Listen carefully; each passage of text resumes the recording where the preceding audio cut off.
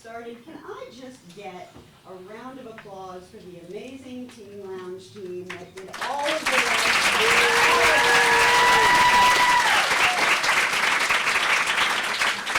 All these chairs in here just for y'all to be comfortable and sit down. Also, can we get a round of applause for our friends at Penguin Teen who sponsored this event?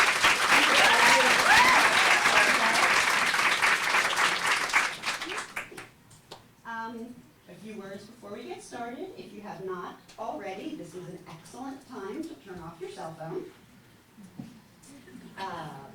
The garage, if you park in the garage under the building, that locks up at 6 o'clock when the building does. So if you were planning on leaving your car there and going to get dinner and come back, I'd find a new plan, because your car will be locked up until the morning if you leave it here after 6. So, for those of you who have not been to the red carpet before, how this works, we're going to introduce the authors. They're going to walk on down the red carpet. They're going to sit here. They're going to do a panel. After the panel, there'll be time for Q&A, so start thinking about some really good questions to ask them. And then after that, we'll move over to the reference area where the signings will be. When the panel is over, I'm going to ask y'all to stay in your seats while some of our team bring the authors over and get them situated.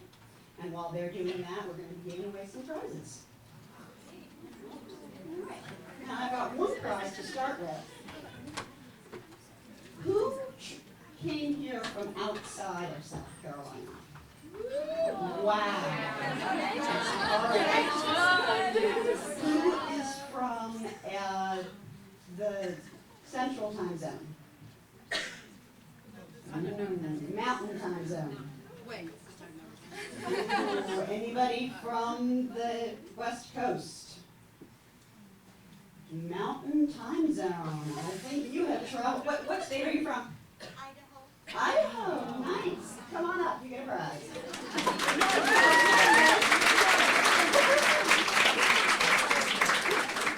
After the panel, you'll exchange this for a prize of your choice.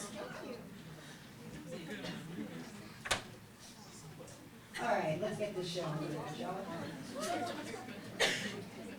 Our first guest spent the first few years of her life living in a high-rise in South Korea, and she still likes having her head in the clouds. And she's bringing vampires back. Please welcome Renée Ahdieh.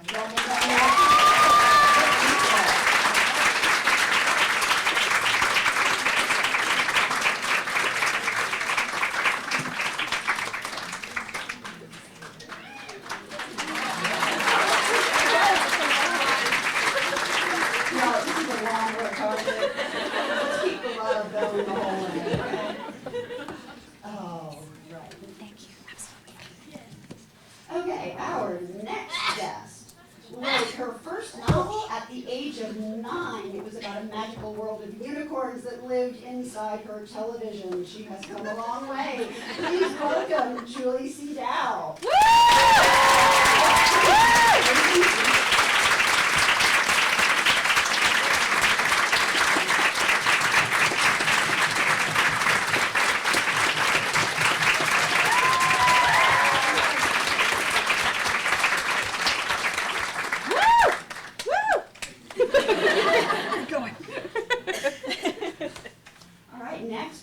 Very special surprise guest who is Canadian and French and lives in the UK, is here with her worldwide experience and her book Hero at the Fall. Please welcome Alwyn Hamilton.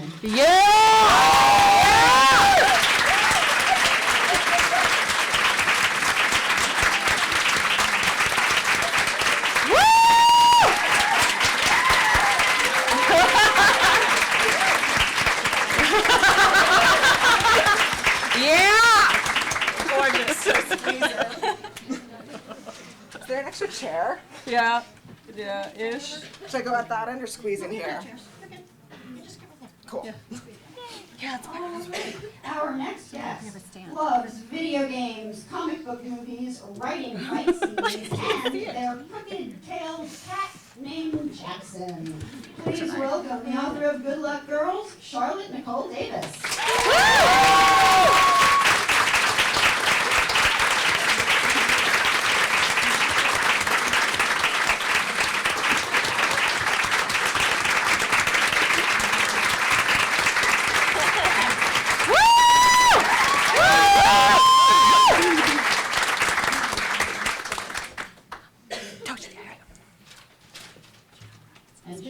introduce our next guest arrive. He is a huge anime fan who started out writing Gundam Wing and Dragon Ball Z fanfic and describes his new book as a love letter to Gundam Wing, so he is obviously taking this write what you know advice to heart. Please welcome the author of War Girl, Tochi Onyebuchi.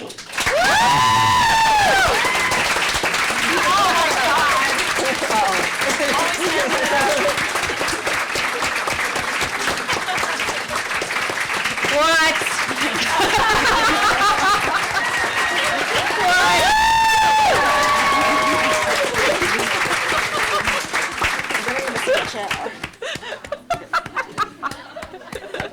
Are we gonna miss a chair? No. And panelists, you're gonna have to watch out for this next guest because she likes the spotlight so much that when she was in high school, she ran for president of the 4-H just because that would give her the opportunity to make a speech once a week, even though she did not know what those 4-H's stood for. Welcome, Danielle Paige.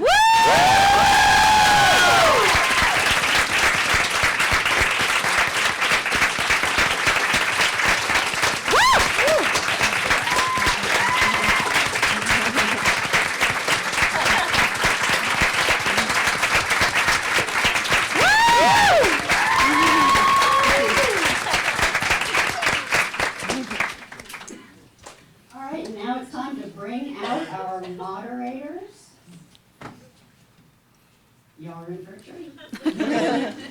She also wrote a story about unicorns when she was little, but her unicorns were pregnant unicorns. The only thing better than unicorns is unicorns making more unicorns. And he is terrified of clowns and cake. I do not know what kind of traumatic birthday party.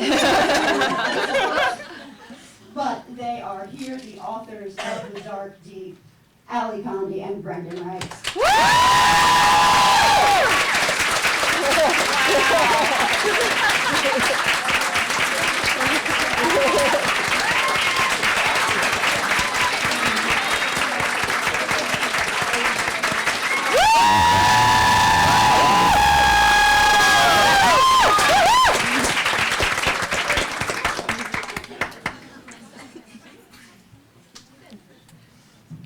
Hello again. How many return people do we have this year? We have a few. We always do. We're always happy to see you. We're sorry that we don't actually prep new questions every year, but we have new panelists. Don't worry, it's going to be new to you, no matter how same it is to us. Welcome once again to the Red Carpet. We're so excited to be here. We've been having fun in the green room with everyone. Except for the people who came late, but they're fun too. Everybody looks at Tochi. Everybody's like, oh, it's Tochi. Everything is fine. But Brendan, you get this started. Yeah, so definitely. We also don't let authors show up and not work, because that's lazy, so Alwyn joined us, so appreciate that. And this is going to be the easy part for our panelists, because what you're going to do is tell me your current project, and as you do, answer the question, what would be its biggest red carpet appeal of this project? So this is the one and only time we will go down the line. After that, I want everybody to jump in as they see fit. So, Ms. Ahdieh, would you like to Oh my God, what was the question again? I was like, ah! This is literally the softball. Literally pitch your work. You have to, it's Just be mean. It's fine. It's fine. no, literally. Okay, sorry. Hi, everyone. My name is Renée Ahdieh. Okay. Hi, everyone. My name is Renée Ahdieh. I'm so excited to be here tonight. Thank you all so much for being here. My book, The Beautiful, came out at the beginning of October. It is a vampire murder mystery set in 1872 New Orleans. It is my homage to Anne Rice and all things vampire. It's got a little sparkle of Twilight. Actually, no, it's not a sparkle. It's a sprinkle, because my vampires don't sparkle. And the second part of the question is... No, you're done. Just move to the next one. Sorry. Hey everyone, this is my first YALLFest ever. I'm Julie. My name's Julie Dow. This is actually my second book. My third book just came out on Tuesday. It's called Song of the Crimson Flag. Thank you so much. gosh. It's a love story based on a Vietnamese folktale, and it's set in the same world as this book and Forest of a Thousand Lanterns. So I'm really excited about it. And the question was, it's not your fault. What would be the red carpet appeal of your current project? Red carpet appeal. I mean, it's got a witch in it. So what could be more appealing than that? And isn't it like Song of the Crimson Flower? Oh, here we go. It's Song of the Crimson Flower. It's in the title. There we go. There, I'm redeeming myself. I'd like to remind all authors to let others have their time. He's so mean, y'all. He's so mean. He sounds so charming, and with his tie, he's so mean. Hi, I'm Owen Hamilton. I am crashing this panel, so thank you for letting me join last minute. I am the author of the Rebel to Sands series, of which that is the last one over there, but I'm currently working on a book called The Notorious Virtues, which is 1920s heiresses of New York meets Grimm fairy tales, which is coming out in our version of the 20s, 2020, which is terrifyingly next year, just to be clear. It's like 2 months away. And it's red carpet appeal. There's a lot of girls and a lot of shiny dresses in it. Come on, it's heiresses of New York in the 20s. There's going to be some flappers and some sequins. So, yeah, I'm really excited about it. Hi, everybody. I am Charlotte Nicole Davis, and my book is The Good Luck Girls. It's my debut. It just came out in October. Thank you. And this is a young adult fantasy inspired by the Old West. So it's about these girls who have to go on the run after the main character's younger sister accidentally kills a man. So there's lawmen after them, but there's also some ghosts and like some soulless bounty hunters and just like all my favorite tropes in one. And I feel like the red carpet appeal is just like the lyrics to Old Town Road. Like, I mean, like the Tochi hat, the cowboy boots, you know. Good marketing, Sid. Yeah, exactly. Trying to cash in on that. Hi, everyone. I'm Tochi Onyebuchi. War Girls, my third novel, also an October baby, has not just come out, October 15th. It is basically Gundam in Nigeria. It's about these two sisters, Onye and Ife, who live in a rebel camp in a futuristic Nigeria and are separated during the course of a civil war and have to find their way back to each other. Red carpet appeal, I mean, I would be on the red carpet, so that, you know. I think that does it. Nailed it. Yeah, I think that was the best one. Hi, everybody. I'm Danielle Paige. My latest is Mirror Tidebreaker. It is a graphic novel, and it's about Aquaman's girlfriend, although I like to think of Aquaman as her as Aquaman's, you know, I'm trying to flip it. Aquaman is Mirror's boyfriend. And so basically the story is that she comes from her land to land, and she has to decide whether or not she's going to kill Aquaman or fall in love with him. And he looks like Jason Momoa, so she falls in love with him. But no spoilers, no really. And I think the red carpet appeal for me is that I got to draw the dress that is in the book, and my artist re-rendered it, but I got to do it. So. That's awesome. Pretty much everything by Danielle. Allie, I want you to talk really quickly about your last release. So my last release is also Brendan's last release, which is called The Beast.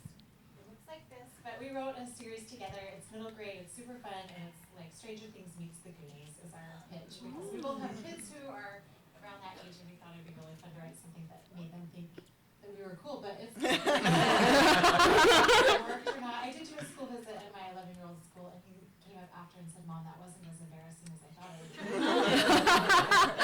But our next question is also in keeping with sort of the red carpet theme. So who is your celebrity crush or your celebrity couple crush? Oh, man.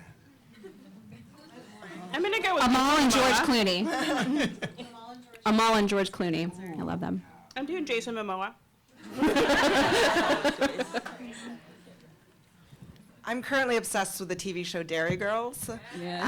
Yes, and I'm obsessed with Nicola Coughlan off that, who plays the, if you've seen it, spoiler, no, if you haven't seen it, spoiler it, the wee lesbian at the end. And every time she goes on a red carpet, she calls herself Baby Bardo, Baby Bridget Bardo, and I love her red carpet. And a lot of people have tried to like fat shame her for the clothes she wears on the red carpet, and she always comes back being like, screw you, I looked amazing. I feel like I like every single one of Kate Blanchett's looks. Yeah. So whether it's like Thor or Yes. Carol, Ocean's 8, I'm always like down for whatever she's doing. Cinderella. Kate Blanchett. Yeah. Cinderella, like the live action Cinderella, her Carlos. Oh man, Yeah, she was so amazing. pretty. It was amazing. This is going to turn into a Kate Blanchett appreciation.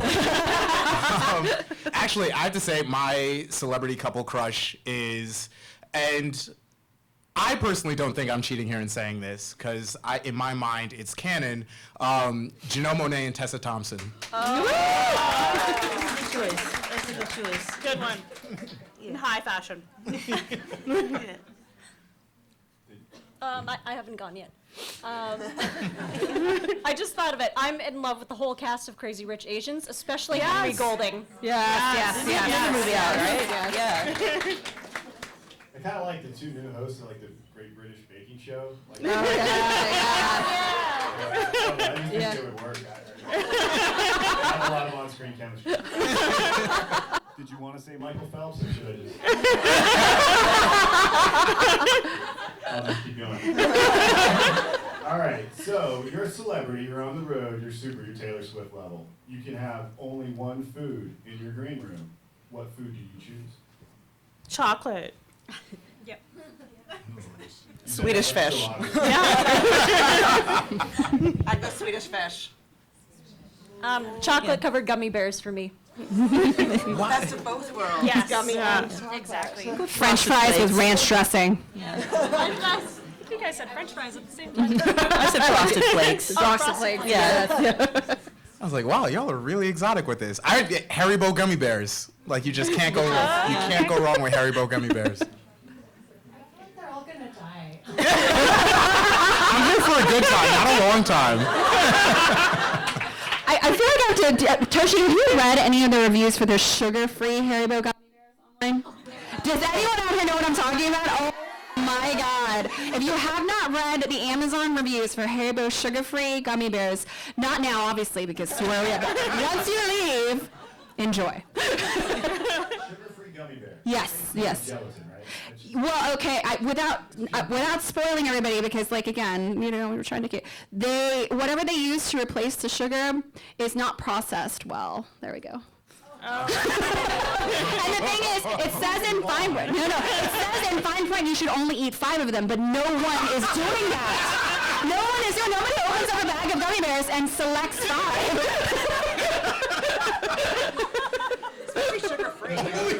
It really says it on the bag. That's their goodness. Don't eat more than 5. Nobody does that though. Wow. Well, I'm with Charlotte, like cereal.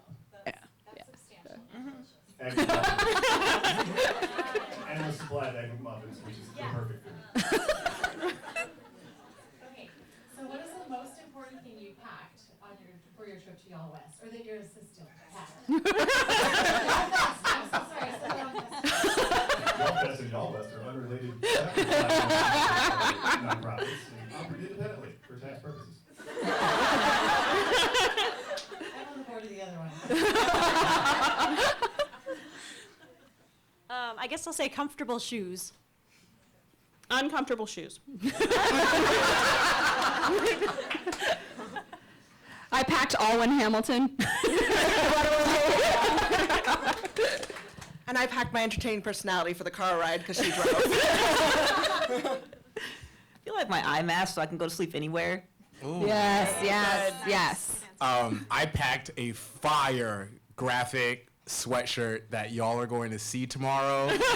That is just At our opening keynote, oh my God. yo flames. I'm just saying. Okay. I'm gonna get that. I love that awkward moment on the panel. I'm like, we done? Did we all do it? Did we do it? Yeah. Question. Oh, I always like to ask this one. It's probably my favorite one because sometimes it completely bombs and sometimes we get the best answers in the world. So No pressure. Let's see. What I live for this. is the worst idea you've ever had for a book? Like, it was bad. You thought it, you tried to make it work, and you realized later this was a bad idea. Or maybe somebody told you. For instance, Ahdieh, do you want to tell about our worst idea? Yeah, I guess so. So, Brendan and I have the same agent. She's named Jody Reamer. I know Danielle knows her. Yeah, say no joke. She's awesome, but is she terrifying? In the best way, though, like the way you want your agent to be. Yeah.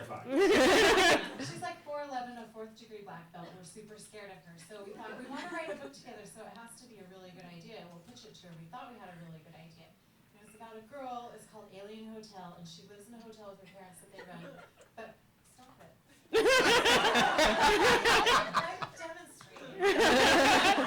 Behind the ring is the Alien Hotel, where the aliens come on their way to Earth and stay, and only she knows about it. She has to run it. Kind of cute idea, right? I think it's cute. Jody hated it. She said, "You stop." That the only thing worse about the characters she didn't care about was the plot that didn't make sense.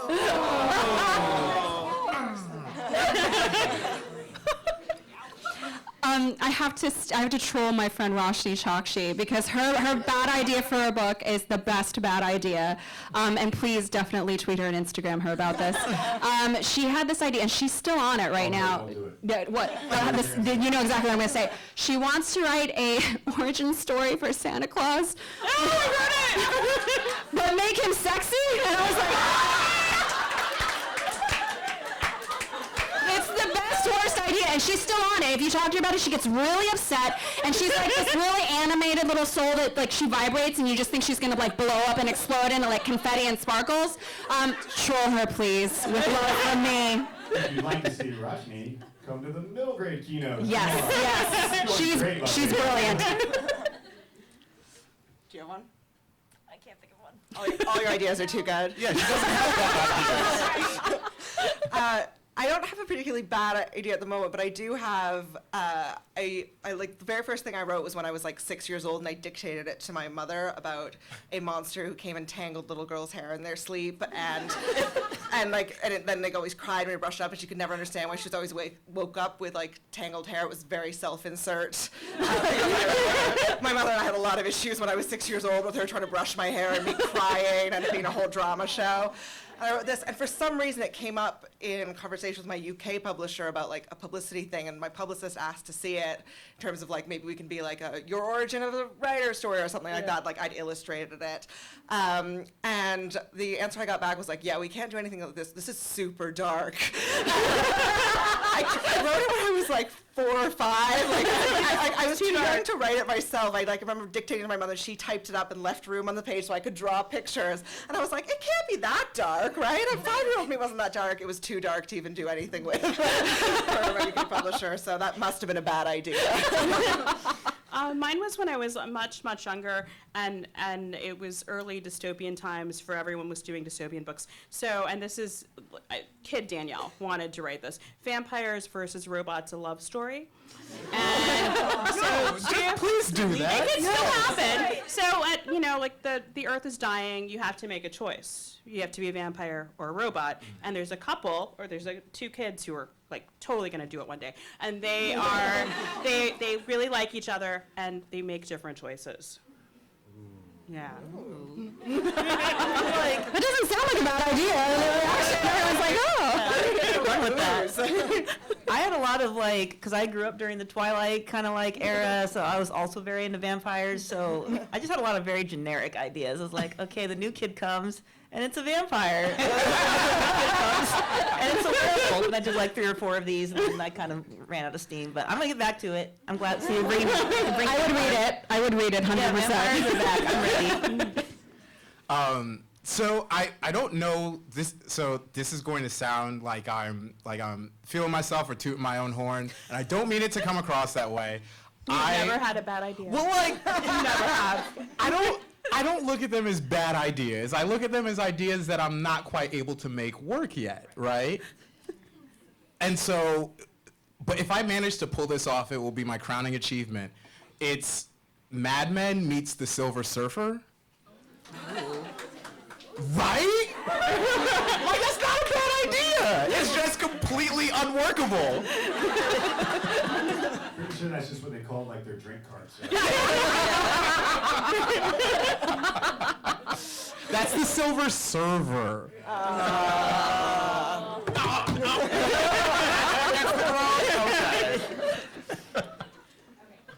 So, besides author, what is your dream job? I'd like to be a sports writer. I think it would be super fun. But that's kind of still writing. Yeah, you didn't. Definitely work at Target. You want that discount? I would love to compose epic movie music. That's my other dream, but I never took any music classes or got any, anything like that. So that's a pipe dream, but if I weren't a writer, I would probably try to pursue that. What do you play? Oh, I played the violin forever. Right. Yeah, I think I have the same one. I played the piano forever, and Oh, yeah? I would like to be a musician if I weren't a writer. Yeah. All right. Someone who's would've totally been- tone deaf. I'm very jealous of both of you. I would have been an artist. Art was my minor in college. If I weren't a writer, my dream job would be EDM DJ. Yo, they make so much money. It You is can rid- still do it. Yo, it's ridiculous. Like, you can imagine being like Flosser Davis and going to Dubai and DJing a party for like a weekend and getting paid $450,000. Yo, I'm serious. So for real though, no, that's awesome because when we were in, what was it, Comic-Con, Allie and I decided to spend an evening with Danielle Paige. Which Yeah. is the thing. So we end up at a club, and it's a super DJ club, the oons, oons, oons. We don't know what's going on. And guess who the DJ is? Danielle, you want to tell him? Hodor. It was Hodor. It's a fantastic side hustle. Hodor is doing it on the side. I'd be a chef. Any excuse to eat, yeah. I'd be a chef, yeah. All right, what is a former job that you were terrible at? All of them. I never had another job. I always did writing things. I was the person who made the protein shakes at my local gym. That was my first job. And we were supposed to close at 10, but I'd be like, well, they stopped paying me at 10, so I'm going to shut it down at 9:30. And my mom was like, you can't do that. I was like, oh. Learning, I guess. I worked at Abercrombie and Fitch for a summer in college, and it was the worst because whenever you filled all the paperwork, they would decide at that moment if you were attractive enough to be out on the floor, and then they put everybody else in the back. And I didn't realize this until much later, but I volunteered to be in back because the front was horrible, and they just made you walk around spraying that horrible cologne everywhere, and everybody was so fake. Oh, look, I had that cologne. Oh man, it explains so much. It explains so much. So I volunteered to be in the back for the stockroom, and it was so much more fun. But then later on, I protested that I got fired. Yeah. You tried to unionize? No. I was just I think it's really wrong that you're putting all of the people you've deemed unattractive and the minorities in the back, and the white manager really didn't appreciate it. So yeah. I was a really good waitress when I waitressed breakfast, and I was a terrible waitress when I waitressed dinner because I cannot, as it turns out, open a bottle of wine while standing up. And it's I can open a bottle of wine with a corkscrew. I'm sitting down, uncomfortable in front, whatever, but when you have to stand and make a whole show, it's a lot more difficult than bringing people their coffee. That's the thing to say. So I got fired from evening waitress, and I was stuck as a breakfast waitress. Yeah, they were like, thanks so much, we'll call you if you need you again. I was just like, okay, fine. Breakfast is better anyway. Yeah. It really is. Or earlier hours, though. Yeah. I used to poison fruit flies with mercury. Why? Because What? my parents wanted me to be a doctor, so I worked in a neuroscience lab right after college to kind of stall off medical school. But yeah, we tested mercury poisoning on fruit flies, so I had to take care of them and then kill them. I have so many questions. Honestly, that also explains so much. It tracks. Did you ever get attached to the fruit flies? No, I never named them. You never name things that you don't want to get attached Pro to. tip. So this, my very first, I had work study jobs all throughout college, and my very first job I'll try to keep this suitable for work. My very first job was working in Yale's main library, Sterling Memorial Library, and I was an acquisitions assistant. So everybody in my department worked with specific like book companies and firms or whatever to acquire, whether it was like Danish architectural books or like French fiction or whatever. And there was one person on the squad, the Ukrainian grandmother I never had, who was tasked with dealing with this firm out of San Francisco that dealt in 1960s homoerotica. And when I got promoted from my position as like a junior whatever to like senior, I was given that firm, and so I wasn't very good at this job in the beginning and got much, much, much better at it, but I was responsible for cataloging the entirety of Yale University's quite extensive and very like academically focused too, homoerotica collection. I used to be in charge of shelving that section of Borders. New material came in a lot. A lot. So we're going to take it on that note. So audience questions. How are we doing this? They're just going to shout them out and we'll restate the question. Okay, we'll say it again so everyone can hear. And if you have them for the whole panel, that's awesome. Or if there's someone specific, Right. what do we? So we can get as many questions as we can. Let's try and ask a question, and panel, let's maybe two answer it so we can sort of fire through the questions. Okay, so anyone got one? Please tell me some of those questions. There we go. What is your drafting process like? The question is, what is your drafting process like? I'm an outliner. I like to outline first, and then I have to, if I don't have a map, I can't do it. And I also like to try to free write the first 4 or 5 chapters just so that I get to know the characters. No one else writes books up here. I'm the only one. I'm the only one that writes. M83 and hot Cheetos. There's my drafting process. I just enter a fugue state and then M83, hot Cheetos. Also eat them with chopsticks so you don't get like Cheeto dust everywhere, yeah. pro tip. That is a life hack. I have never heard of that. More questions? You got one right there in the pink. I just see a hand. Yeah. What was like your parents' response to when you told them y'all were going to be a writer? What was their parents' response to when they informed them, I am going to be a writer? Mom, Papa? I ended up still going to law school. My parents wanted me to go to law school. I did not go to law school. Dang, you're braver than me. No, I told my parents Oh, I I wanted went. to write soap operas. And they were like, why did we send you to Columbia then? But it worked out. I wrote soap operas, and now I'm doing this. Yeah. My parents found out when I told them I had an agent, and their first response was, "Are you sure she's not ripping you off?" Like for them, they were like, "That sounds really seedy." If anyone else wants to jump in, please do. I was just saying, I feel lucky. My parents are really supportive, and like, I'm also like my younger sister is a dancer, so I feel kind of bad for her because I'm like, oh, we already have the one starving artist in the family. Like, so I don't know if she's having the same level of support, but oh well. You sell bank. Right here is a like gray shirt. If you were to make a comedy, what would it be called? If you were to make a comedy, what would it be called? That is fantastic. The Santa Claus origin story.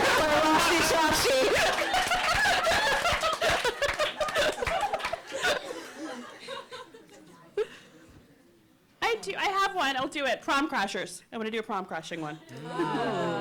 It's like Wedding Crashers, but with prom. You guys don't steal it. It's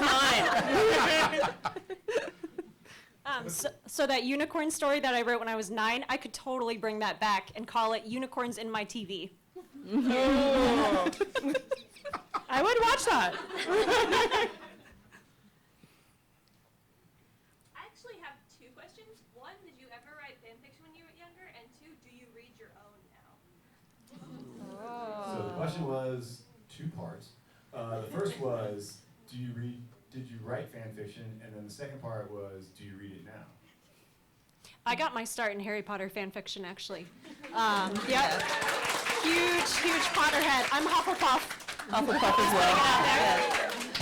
But yeah, I was totally anonymous, didn't put my photo, didn't put my name. I was like, I'm gonna try this, and if people respond well, then I'm gonna try to get published. So here I am. Oh, and if I read it now, I do try to read it as much as I can, because I think fan fiction is some of the great stories out there. Yeah, I For feel sure. like I did it kind of backwards, where I had been writing my own stuff first, and then I started doing fan fiction, and in my mind I was like, oh, this will be a little bit easier because some of it's already done. It really is not. It's like its whole own beast, and like it has its own tropes, its whole like the world that you have to make sure is consistent. So like I had a lot of fun with it, and I totally still read it now. I'm just like, this is free content. What I did totally should have been fan fiction if I'd like kept the names and the places names from the books, but what it would be called, what I did was plagiarism, which I didn't know at 14. What is one cliche you will love forever? One cliche, or maybe a trope, whatever you want to do, that you will love forever. Enemies to lovers. Jesus.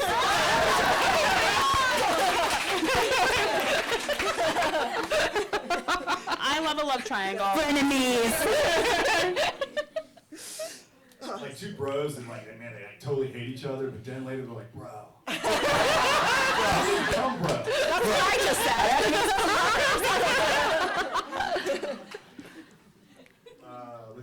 Yeah.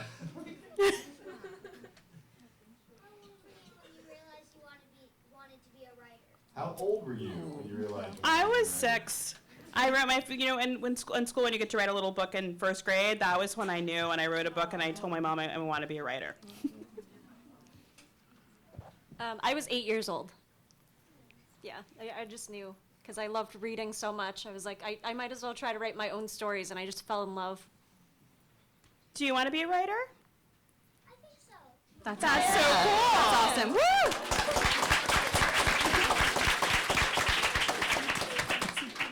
Look, it's already a full market. Okay? We only need So mean. So mean. Jobs. He is so mean. Oh, don't listen to him. He's very mean. yeah. Yes.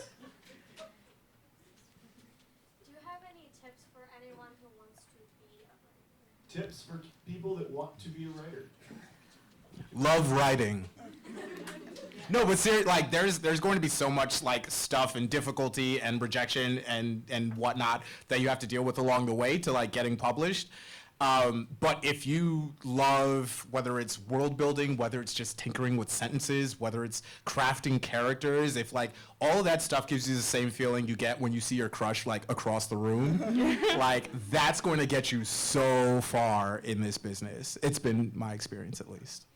And I would add to that, don't stress about being published or being perfect when you're super young, because I think there's a lot of onus put on like young author, da da da, but eventually that stops. I was talking to Samantha Shannon the other day, who was first published when she was 19, and she distinctly remembers the moment where she stopped being young author and just started being author, and it was the same thing. It's not like it's a different job when you're 16 as when you're 25 or when you're 35 or when you're 45. There's no time limit on it, so don't put loads of pressure on yourself to be perfect now. Don't take advice when you're writing, when you're drafting. Advice is for editing. Because if you have too many voices in your head when you're drafting and you're writing, you will just totally beleaguer the creative process. And that's the spot where you really want to fall in love and just really own your ideas and own the love that you have for the story. Don't let other people ruin what you've fallen in love with. I would just say find your people, because it's very easy to think of writing as a solitary thing where you're just in your room doing it, and it's like, you do need to find critique partners and people who like love to read and write the same stuff as you, because it can be very easy to just get in your own head. So like I definitely have benefited from having writer friends. Even if it's online, that's enough. You just need to like have some people. And make yourself finish that piece of work that you're working on right now. Like, don't start another thing. Once you finish something, you're going to feel better about being able to finish your next thing.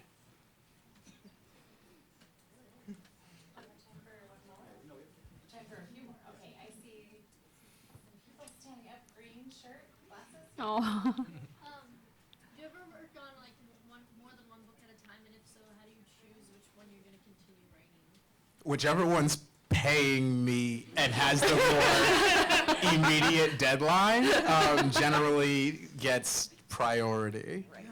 Right, like if you sign a contract, you'll want to finish that project first because people are actually waiting for it and then save the fun project. Just trying to be real. But if you don't have a contract, I find a thing that's helpful to do is have like the book that I'm writing. This is going to sound terrible, but I think of it like the relationship that I'm currently in. And then the other book is just like if I were to go to that, I'd be cheating on my current book. You're slut-shaming other authors right now. Oh my God. That's just how it works for me. But yeah, like I can flirt with it in my mind. I can fantasize about it until the relationship with my current thing, my committed relationship is done. What kind of Victorian romance is your process? I thought that was going completely different. We were like, yo, that's my side thing. I don't let the other thing know. I mean, you can't. The idea you're cheating on is always the more fun idea. Why can't we just be polyamorous? Hey, if that works for you. On that note, what is your, like, how often do you, like, have writer's block or, like, what do you do for that? Do you start something new or do you just be blocked? Writer's block, guys. I believe really strongly in phone a friend. Like, tell somebody else about what your problem is with your book, and even the act of telling sometimes will help you work it out. And if it's a fellow writer, they can maybe help you with it. I think we have this tendency as writers to think that we're in this alone, and I think if you actually have a community or you have someone else you can talk to, it actually makes it so much easier. And also I believe in walks and coffee. But mainly, but I think honestly, like we kind of, when you're a new writer, you kind of hide your work instead of sharing your work. And I think if you actually share it with someone else, you might find the problem. Okay, guys, we're gonna move to the lightning round period before we run out of time. So everyone on the panel is familiar with the lightning round, I assume, but I'll just No, give this the is rules my again. first one. Right, this is the first one? Yeah. So You're gonna get familiar. we're gonna throw some quick answer questions, and they're gonna go down the line, starting with Renee. What's your name, Renee? All the way down, and then we're gonna come back around. And so it's quick answers, and there are no right or wrong ones until we decide whether they are right or wrong. So, okay, the first one. Allie, you want to start? Yeah, so Camelot or Starfleet Academy? Camelot. Camelot. Camelot. Camelot. Camelot. Is Chris Pine there? Because that's how I'm going to make my choice. Yes. Then Starfleet Academy. As I often say, the answer is Starfleet because of bathrooms. John Wick or Jason Bourne? John Wick. John Wick, definitely. John Wick. Jason Bourne. Oh, God. Never seen John Wick. Oh, we have to fix that. I mean, same for the same reason. It's on my list. I need to see John Wick, but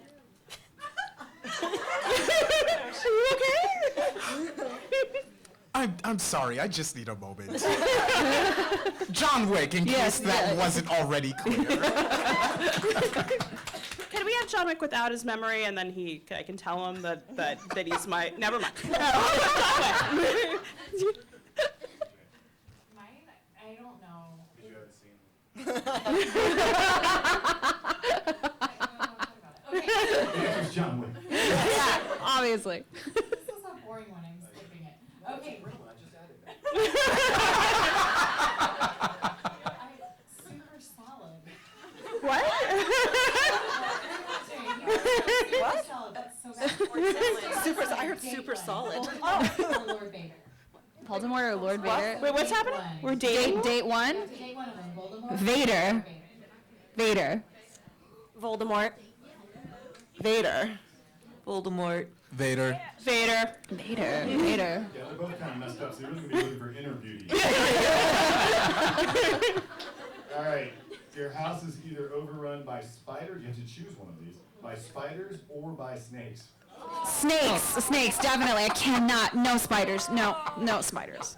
No spiders. I don't mind snakes. I'm going to say spiders, even though I don't like them either. I mean, I'd move. You want to just burn your entire house down? Because I think I might. I like snakes, so I feel like maybe I let the snakes in. Yeah, exactly. I think snakes are cute. I guess I'm going to go with spiders? What? I can't handle those. No, snakes. I'm not answering that So do you want a magic wand or lightsaber? Magic wand. Magic wand.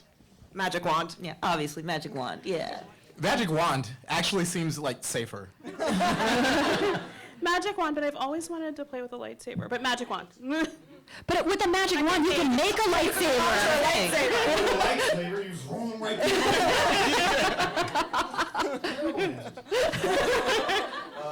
Hamilton or The Greatest Showman? Do not sing. Do not sing, Reichs. Hamilton. Hamilton. Hamilton, it's my last name.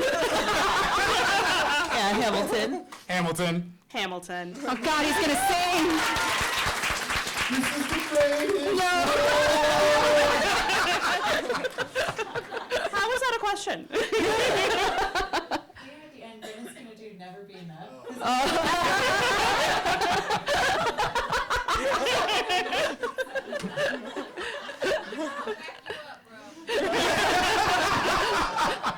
Brendan's just trying to keep this panel real white.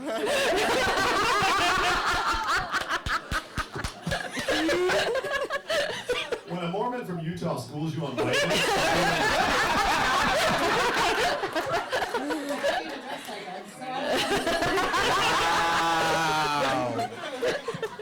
So the next one is no deodorant or no toothpaste. for life. For life, no deodorant. No toothpaste. No toothpaste. Oh, no deodorant, because you need your teeth. Yeah, you need your teeth. But like you can brush with water at least. No, you can. It's still fuzzy. It's still. You know what I mean? Like you got the fuzzy teeth. Lightning round. No deodorant. No deodorant.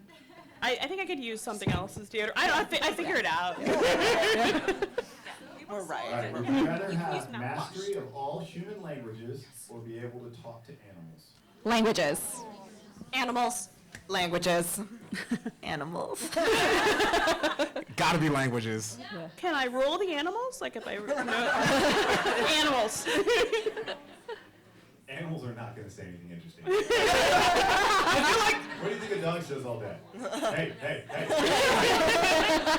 Meanwhile, your cat's just roasting you for 24 hours a day. Hey, nice shirt, Jerry. Boy, like, it's like, oh, you got a lot of empty Domino's boxes there. It's one of those weeks, huh? I don't need that. The last text on your phone. Oh no. I know what it is without my phone's back there, but it's a text from my dad and it says big battle because I texted him that I was on my way here, and that was what he knew about Charleston.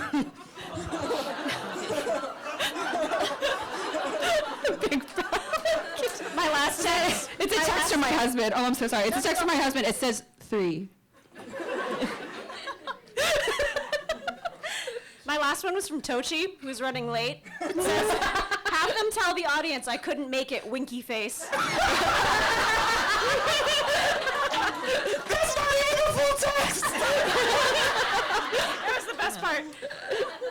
Mine was from talking to my little sister about She-Ra season 4. So yeah, I won't spoil it, but it's just about Scorpia and Catra and how we're very stressed about them.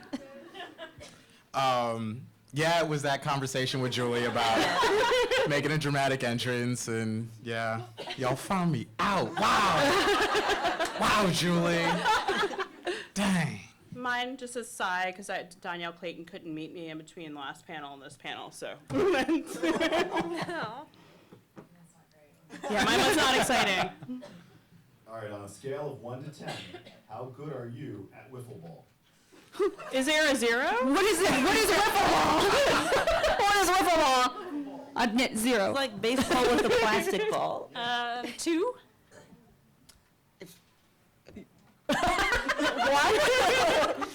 She's Canadian. It's a 7. Nice. Yeah, I'm gonna go with the 7 too. Yeah. I said 0. I started it. You know you want to say it. Go ahead. I'm like a 10. I know. But I've given this answer before and we found out I was cheating because my kids use that big plastic bat, not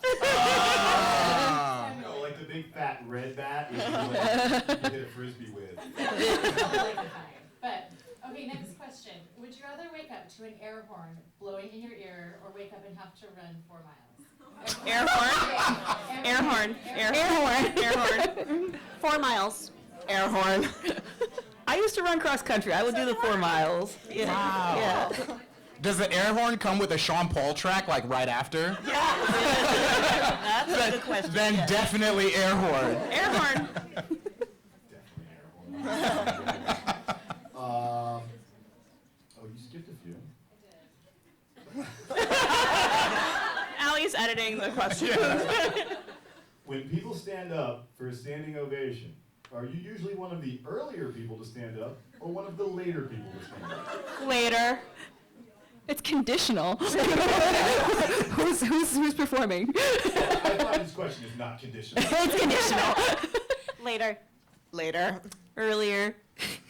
It depends. If I cried during the performance earlier, if I didn't cry during the performance, later. Later. I'm lazy. Oh, I just live in panic of no one coming with me.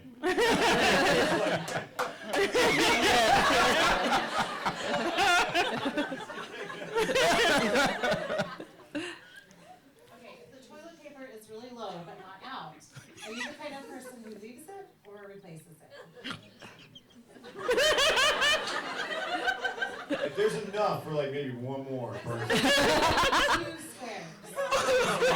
2 squares, I replace it. Revolution and a half. A revolution of it. No, I replace it. For a revolution and a half, I replace it.